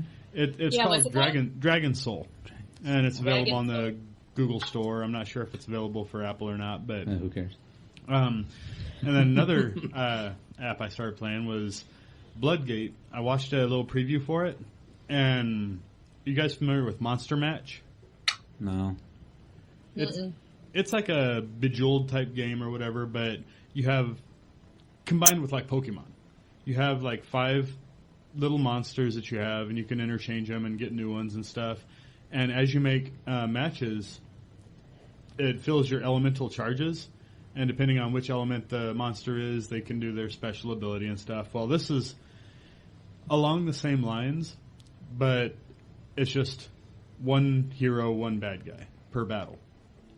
And as you're making your matches, they act out the fight. And it looked really, really awesome. You could get gear for your hero, and it actually changes the avatar look and everything, which one thing, an RPG, if I get a new sword, it better look different on the screen. Yeah. Than it. Well, it sold me on that aspect of it, making your character look cool and the battle's working out while you're playing your Bejeweled or whatever. The only problem is it's not turn-based at all. It's live. So you're spending the whole time trying to find matches that aren't just 3 matches, because you'll probably lose if you don't get some 5, 6, 7 matches in there to get some bonuses. You don't get to see any of the battle. You don't get to see how cool your character looks while he's doing his moves or the special or anything. I haven't. I'm hoping that somebody out there is listening from Bloodgate and turns it into a turn-based, so that all the time and money that's spent into character models and battle sequences, you get to see a little bit of it. Get to actually see. So that's on hold. I don't know if I'm going to uninstall it yet, but I'm not going to play it again for a while, and hopefully they'll change that. So we're not advertising for you, Bloodgate. You suck and fix your game. Right? But also, Ryan, myself, Murph, and Josh, which Murph and Josh aren't here because blah, blah, blah, blah, blah. Yeah, for sure. We played a little bit of the Star Wars Battlefront beta. Yeah. Ooh, and I've been watching everybody play it on YouTube, and I fucking hate you guys because I don't have a PS4, so suck it! I played it on PC. Graphically, it is stunning. Yeah, it looks great. I mean, it's almost like you're... I don't want to say it's almost like you're watching a movie, but it's almost like you're watching a movie. It is beautiful. The texture, the rendering of the planet you're on or whatever scene and stuff. And I'm really impressed by the particle effects. Yeah. You know, the blaster fire hitting rocks in different surfaces. And it's a lot of fun. Controls were very intuitive and responsive, and it was just a blast to play. I never got to turn into a hero character or get to drive a ship. I did get or into anything. a TIE fighter once and was promptly shot down. Oh, man. Was short-lived. Josh crashed. I think Jordan summed it up for me because we watched the YouTube videos of the beta. First off, he goes, "Dad, let's get a PS4." I said, okay. Yeah. You don't want any Christmas presents this year, right? Huh? It'd be worth it. And second, he goes, "Dad, this looks like Call of Duty, but it's Star Wars, so that means it's awesome." Right? Yes. That's parenting win right there. I know, dude. I'm his dad. Yeah. I know. I watched John play it a couple times, and it just seemed like it was so cinematic. Like, I don't know. Music. When I listen to music on YouTube, I was like, "Oh, yeah." And there's the Star Destroyers and different ships in the upper atmosphere. You know, and you can see every once in a while a big capital ship listing and falling towards the planet. You know, there's a lot going on. Wow. Yeah.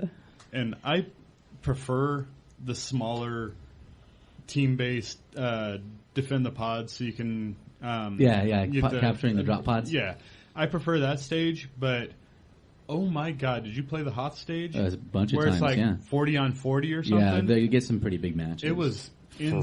Frantic. I mean, just about, there was the Cat-Ats, there was there's ATSTs, X-Wings, AT-ATs, X-Wings, A-Wings, TIE fighters. It felt like you're in tons of dudes the on main foot. part of a movie or something. It was awesome. And Jen, are you a Star Wars fan? Sure. That wasn't a yes or no. Sure. I've heard of it. I like it. It's a movie. No, I like the original 3 movies. Not a big fan of where it went. I'm You're with the rest holding of my this breath for J.J. Abrams. I think I brought it up before where Cassandra said, "Let's get Jordan in so we can get ready for the new movie." And I told her, "Forget episode 1, forget episode 2. We can start them off at episode 3 and go from there." Yeah, it's not a bad way to do it. But it's hard, right? To episode you've got to trust that they're going to do something good with it, but at the same time, it's like, of course, that trailer looks amazing, and seeing Harrison Ford and But yeah, I'm holding my breath. The trailer for Phantom Menace looked cool, We'll too. go around the table. We'll go around the table here, Jen. Do you trust J.J. Abrams with Star Wars? I don't know. I mean, I trust him to put a modern spin on it, but whether I like modern sci-fi cinema is, something that I'm undecided on. I'm obviously going to go see it. I think any sci-fi fan is still hungry to see a really good movie. I try not to listen to the hype too much because that can steer you one way or the other. Definitely. And, I'm not going to read any reviews. I don't think I'm going to, dive into behind the scenes stuff or anything. I'm just going to go and I'm going to watch it. All right, so we'll go one or two words here. Jen, optimistic or pessimistic about the new Star Wars? I want to side with optimism. All right, Ryan. I'm pretty optimistic about it. I'm pretty stoked. Based on what I'm optimistic because of what he did with Star Trek. That's what I was going to say. Yes. I thought way to introduce Star Trek to a whole new generation. Yep. Great job. And John? I am very optimistic. The way I look at it, he has a pretty good track record. Disney, I think they are throwing a couple $dollars at this. I think they're investing an indie film. a little bit of money into it. Yeah. And there's been 3 movies in the series in the recent past that set the bar pretty low for him. So I don't know if it's going to be original trilogy quality, but it's definitely going to be at least in between the 2 trilogies, and I'm fine with that. Yeah. I mean, I don't think Lucas was ever going to do anything with it, so it's better than nothing. Helen? Okay, so just let me tell you, and everybody's going to hate me because of this, We'll never hate you. but I've never seen Star Wars. Get out of here. I know, and it's so iconic, but I've never had time to just sit down and watch the movies. So I'm optimistic. Yeah. Nothing's been ruined for her. Well, since Helen... You got a lot of homework before the new movie comes out. Yeah, like hours and hours and hours. I don't got time. Well, honestly, let's make it happen. If you had to pick, okay, there's 6 current Star Wars movies out, right? Mm-hmm. You got to pick 2 of them to bring Helen up to date. Which 2 do you pick?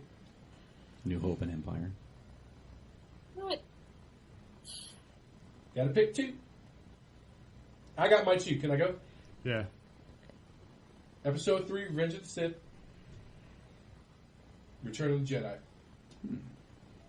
Pretty much, you watch those 2. That would be 2 and Bang! 3. That There would it be is. 2 and 3 in the series, right? That would be No, 3 and episode 6. 3. Right, that's Okay. episode... Fuck, man. Episode 6, Return of the Jedi. Episode 3, Revenge of the Sith. Oh, yeah, I meant 5 and 6. Okay. Those are the 2 ones right there that...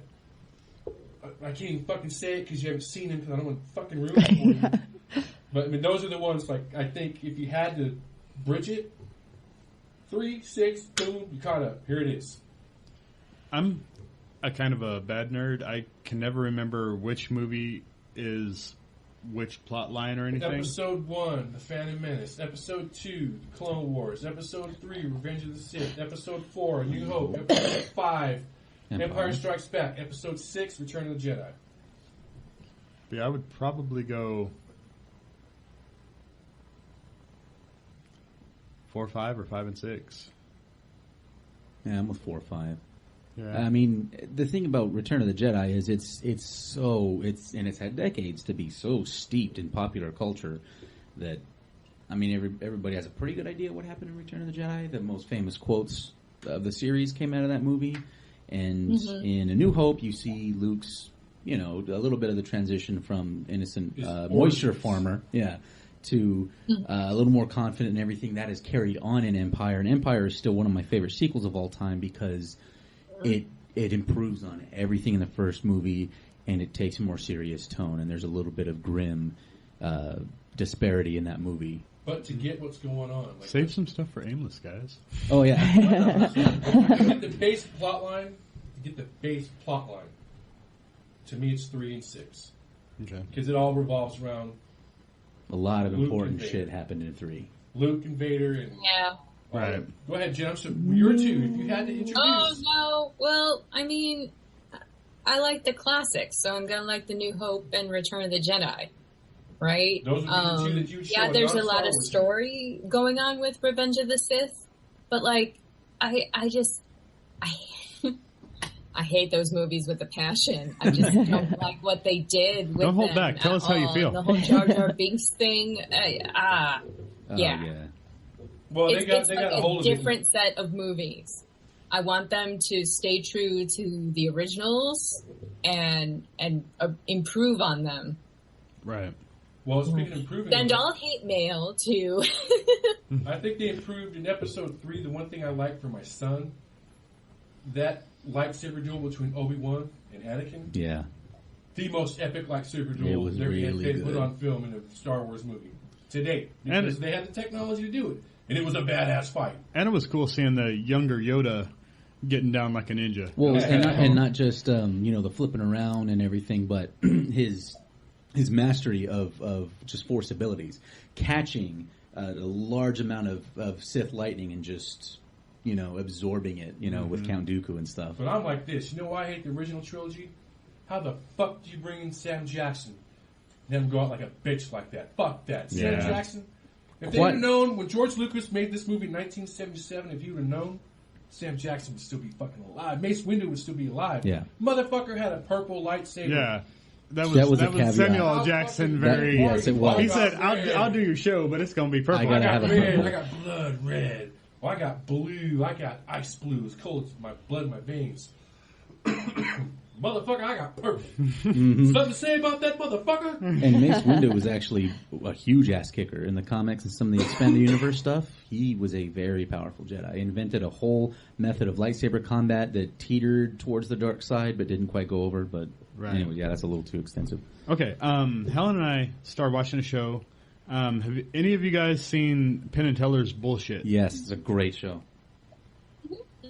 Yeah, I've seen a few episodes. Okay, well, True TV has their own take on that genre type of thing. It's called Adam Ruins Everything. It is such so a it's good like show. debunking? He basically, it's not exactly the same as Bullshit, but he just kind of calls into question all the traditions and thought processes that we, especially as Americans, hold true to heart, and we don't even know why. Yeah, and all you got to do is see proof of that is get on Facebook. Like, you shouldn't be able to fly because of physics and blah, blah, blah. It's like, who said that? Right? Yeah, it's like the first episode he calls bullshit on diamonds. And I'm not going to give anything away because I don't want the show to be boring for somebody that's checking it out for us, but it's definitely worth watching, especially if you even remotely enjoyed Bullshit, which I loved. Mm-hmm. I liked the one when they're talking about PETA, and in the cut between stuff, they had Teller standing there eating fried chicken, and there's chickens, live chickens around, and he feeds one of the chickens some chicken. And Penn says, "Did you just feed that chicken? You're a sick bastard." And real quick, we finally saw Mad Max. I haven't yet. Finally. I gotta see it. No spoilers. It was, like Murph said, it was a fun movie. It was good. I'm not going to take anything away from it. It was a great movie, but it didn't have to be Mad Max. Yeah. It could have stood alone as any random generated title you wanted to give it. It would have been a good movie. From what I heard, Mad Max, Yeah, kind of a side note, Yes. in that it pretty much could have been a Charlize Theron. Exactly. That's She why. held that movie. That is exactly why I'm saying it could have been called anything and would have been a good movie. It didn't Monster have to be Part Mad 2? Max. No, Oh, probably man. not. No. The transformation she made for that movie. Yeah. I'm a hero now. I stopped killing them Johns. I'm saving the women's now. And last but not least, we went and saw The Martian. Have you seen that yet, Jen? Awesome movie. See that. Yeah. I haven't seen it yet. No spoilers. No spoilers. No spoilers. No spoilers. But let me just say, I almost don't want to say this because I don't want to raise your expectations too much and possibly ruin it for you. But we went and saw it in 3D. Is it worth it in 3D? Yes. Watch it in 3D. No, The only movie I've seen that was half-ass worth anything in 3D was the James Franco Oz movie, Sam Raimi. Okay. Thank God for Sam Raimi because his gimmicks made 3D pop. Fuck 3D. See, most 3D movies made for 3D are campy Quick, and... Trivia note. The Who's first 3D movie was The Green Lantern starring Ryan Reynolds. Oh, wow. Yeah, and I walked out like, why the fuck did I pay an extra $5 for this shit in 3D? But yes, the high def, the 3D, the movie, easily, I don't know if I want to say top one because I can't remember every experience, but easily top 3 movie-going experiences that I've ever had. Wow. Yeah, it was. Top 3D movie-going experience. Oh, by far. Oh, yes. that's enough for me. Yeah. I'll know And, I mean, it would probably be a really good movie in regular or VHS or DVD or whatever. It's a good story. It's everything's good. You Taking it back old dated school. yourself a little bit. VHS right there. Yeah. But then when I played it on my phonograph, Yeah. But like Laserdisc. you had to stop halfway through to flip it over. But yeah, the 3D, like all the storms and stuff, seeing the dust and the you see like a regular everything. theater, you go to IMAX. We just went to a regular theater in 3D. Wow. Yeah. That's a huge compliment. I can only imagine what it'd be like in IMAX 3D. Yeah, it was so good. Like, we were even talking about it. We have 3 teenagers, so we were even talking about it the next day amid the chaos that is our house. Like, we were like, that was a badass movie. So, Cool. I mean, 3D's overrated, though. I'm kind of, just because you can't experience I can't see it. I'm stereo blind, so. Oh, no. But yeah, I'm What? Stereo blind. I can't see produced 3D effects. Smoke a joint. Yeah. Well, at least you'll have fun listening. Yeah. right. Yeah. But He's yeah, seeing things he doesn't want to see. it was awesome, and Or at least you go, man, this fucking popcorn is right, Popcorn of my life. going to B-dubs afterwards didn't hurt Yeah. either. So We're going right now? no, Oh, after geez, the man. movie. What do you Sorry, gotta man. say, Buffalo Wild Wings, man? Thai curry wings. Thai curry wings, people. Do you have a Persona update this week for us? Or Okay, you so wanna- I have a Persona update, but since Josh isn't here, I don't know people's names. But I'm who? and yeah, I know you guys. Oh my gosh. just to catch you up, Jen, we took a poll of our Facebook friends and stuff because Helen wasn't really a gamer. She played, apps and games and stuff her whole life off and on, but nothing really serious. So we polled everybody we knew, and of all the suggestions she got, she started playing Persona 4 for the PS Vita. And she's kind of been given updates as she's progressed through the storyline. Okay, so on that note, I haven't really been able to play too much because the kids have been off for break for 2 weeks, and so they're always attached to my legs and need to go to practices and everywhere all the time. So what I have played is the story is getting deeper. I have to rescue the blonde guy. I can't remember names. Yeah, what's his face? So Ken. He's the blind guy from the Bark thing. Ken. Oh, yeah. Okay, we'll just call him Ken. And so I have to rescue him. So I'm looking forward to having to rescue him and get my fighters to level up. Well, it's Japanese, so it would be Kenshiro. Yeah. And yeah, in any JRPG, you're going to do some grinding, so Yeah. have fun with that. Yeah, I'm excited for the kids to go back to school so I can. Okay, I guess we're going to move on to the aimless discussion, and I want to start by posing a question. Have you ever done... Pose? This is That's your posing question? maybe it's... Have you ever done something because of a game that even you had to stop and say, wow, I'm kind of a dork? God, yes. I mean, whether it be overreacting to dying in a game, or I'm going to go ahead and start this discussion just Yes, to I kind of got put some you good guys in a ones. thought process. Every single year for the last 4 or 5 years, at least, I've taken 1 week of my vacation around August 23rd ish, because that's when the new Madden drops. I take a week off from work just so I can make sure to get at least a season of gameplay in. And yeah, every year I'm like, wow, yeah, I take a vacation for a video game. Yep, I'm a dork. Oh, that's awesome. That is awesome. I've got some good ones. What do you have, Jen? Do you have any moment that struck you as, wow, I'm I'm a dork. I get struck by these moments all the time because just as a gamer who just loves to game, I'm always completely in awe of any kind of scenario. When Ernie Gygax added me in his Google Plus circle, I was like, holy shit, Ernie Gygax just added me in his Google Plus circle, Right. I'm like, wow. Or talking to Luke Gygax or being friends with Peter Atkinson or being friends with Monty Cook, obviously they're real people and they have real lives, but there's the part of me that's just such a geek that you take a step back and you're like, oh my God, I'm just this gamer nerd who's been going to Gencon since 2003, and now we joke that we should rename it with a J? That's just... No, that's not true. That's not true at all. I heard it. I heard it might be a possibility. I don't know. I might have made it up, but I heard it.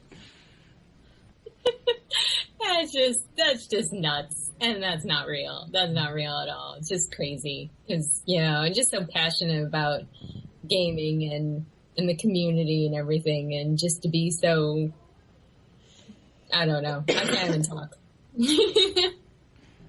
All right, Ryan, what's your dorky moment? I have several. Okay. When you started the subject, I remember I take note of these moments. Yeah. Your top dorkiness. Okay. Your Dorkness Rising, if you will. Which was a great movie, by the way. I watched it this morning when I was exercising. I would probably be when I was in probably early high school, middle school, early high school, and I was marathon playing Final Fantasy VII on the PS1. And in the world map, when you're going between villages and locations and everything, you can tap L1 or R1. I can't remember which one it was, and it would go from like a behind the character view of the world map to overhead, so you could run around and everything. And I took a break in the evening on the weekend to go down to Circle K and get a soda and some hot dogs and shit. And I walked out of my house, my parents' house, and my finger went to reach for one of the shoulder buttons to go to an overhead view, and I just stood there for a second outside my door thinking, oh my God! I really just did that. I really just tried to see myself from overhead. As you're walking to your car. Yeah, and a good buddy of mine went to Circle K one time, played a lot of Diablo, and went to Circle K to get a 6-pack of beer, and after he paid for it, he went to push the I button on the keyboard to bring up his inventory to put the beer in it. Oh my God! So that was a good one too. Well, this doesn't really isn't really game dorky, but when I was emailing you with a Google Hangouts password thing, I literally tried to swipe a real life keyboard. Oh, like on a phone. Yeah, I use swipe on my phone all the time, and it did not work. I saw that. Okay, yeah, whenever I'm drawing in real life and I decide I have to erase something, I think undo. Control Z. Yeah. All right, what's your dorky moment?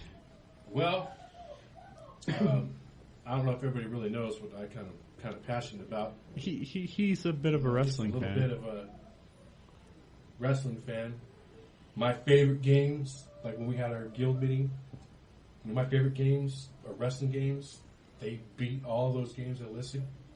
Tons and tons. And when I was playing WWF No Mercy on the N64, I believe it kind of chronicles Stone Cold Steve Austin's rise to the storyline where Mr. McMahon is just fucking Stone Cold over every time you get, and you finally get to WrestleMania, where it's going to be Stone Cold Steve Austin versus Vince McMahon.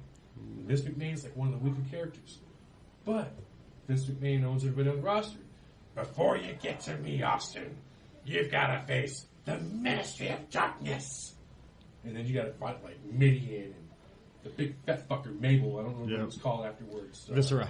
There you go. You got me on a wrestling thing. Right? See? Then you go through them. You just beat up, this and then finally get to Vince McMahon.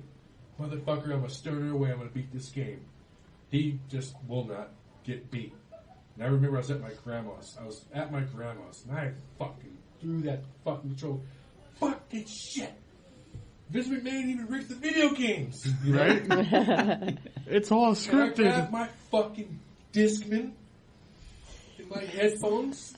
And I'm old enough to drink. And I'm fucking marching from Paul Laverty in my grandma's house. Anybody from Coolidge knows Paul Laverty. Up to Bob's. It used to be by Bob Shell. Bob Shell's not there anymore. And I'm marching on the boulevard, and I'm heading my ass straight down to Shorty's to have some Steve Weisers. And the whole thing I got going in my Discman on repeat is Stone Cold Steve Austin. Oh, no. Wow. And I'm like... He's going to stop a mud hole in him and walk it dry. I was going by sodas and Sundays, man. And they used to have a little concrete park bench there. And there's a couple kids sitting there, this and that, and I've got the Stone Cold Snow going on. And I'm walking down there, and I'm marching just like Stone Cold Steve Austin, big old badass. Those kids look like, what the hell are you looking at? And I kept marching on down to Shorty's, and I had me a couple of tall Hoovwazers. And I swear to God, I had the fucking Discman with me in fucking Shorty's. I got my friends saying, what the fuck's wrong with you? Don't talk to me right now. Vince McMahon done kicked my ass, and I'm going to walk back to my grandma's house and beat Vince McMahon's ass. And yeah, that's about how not only did I scare myself, I'm pretty sure I scared anybody. It's like that part in Kingpin where Woody Harrelson wants the guy's drink. Fuck you looking at, psycho? He walks away and takes his beer. Yeah, I was in Stone Cold mode that night, son. Did you ever beat Vince McMahon, though? Oh yeah, I kicked his ass that night, son of a bitch. I have one. I'm not a gamer. Oh. But okay, so you know how like everybody puts like laughing my LMAO for laughing my ass off and so forth. Mm-hmm. One of my friends was telling a funny story, and I actually said out loud, laughing out loud. Oh. And like she looked at me and was like, no, Helen, no, we don't actually say it. It's something we do. Yeah. No. Wow. Tell Jordan, what are you doing? Well, I'm just trying to paint the ceiling. SMH. Yeah. And for the longest, I had no idea what SMH meant. I thought people would, don't they mean SMA, suck my ass? No. I had Wow. no idea. Like, that's what I say when I'm mad, like my fucking custodial boss. We need this to be done. Suck my ass. That sucks canal water, What the son. fuck is suck my H, suck my honey? Fuck that, suck my ass. Right? You know? Sorry. I'm Right sorry, on. Jen. All the Jen Page fans out there don't like cussing. Sorry. Yeah. Earmuffs. Right on. I think we need to be wrapping it up. I think Okay, we yeah. probably ran through a little bit more time than we expected. Jen, would you like to give thanks or shout-outs or any projects We're about you to might carve be the turkey working on? with the cranberry sauce, so give thanks. I will totally give thanks. No, thank you so much for having me on the show. It's been a lot of fun, and I love geeking out and having these conversations with people. So thank you so much. And sure, I'll do some plugs. If anyone wants to find me on Facebook, I have a fan page where I interact with people probably on a daily basis. It's facebook.com/thegempage. And we also talked about my photography and my fantasy artwork. And I have a Patreon for that for anyone who cares to support my independent work, because it's not funded, by anyone but people who care. Any upcoming projects, any upcoming things we should look for you in, and on YouTube, webisodes, anything else you want to put out there for our followers and your fans to find you Yeah, at? the Chaldea project is up and running, and I said earlier you can see that at worldofchaldea.com. And so, yeah, I'm always updating my Facebook with links to everything I'm doing. So if you're a fan of me there, you'll definitely hear me yammering about what's going on. So, yeah. Awesome. I would like to say thank you so much, Jen, once again, for not only agreeing to be on our little podcast, but being so patient with us when we had technical difficulties and everything. You've been a saint. It happens all the time. I think I'm technically cursed, so... That's what it is. It's your fault. You know what, John? This is really an understatement. I got here a couple hours ago, and, Josh isn't here. We miss you, Josh, as brothers to brother.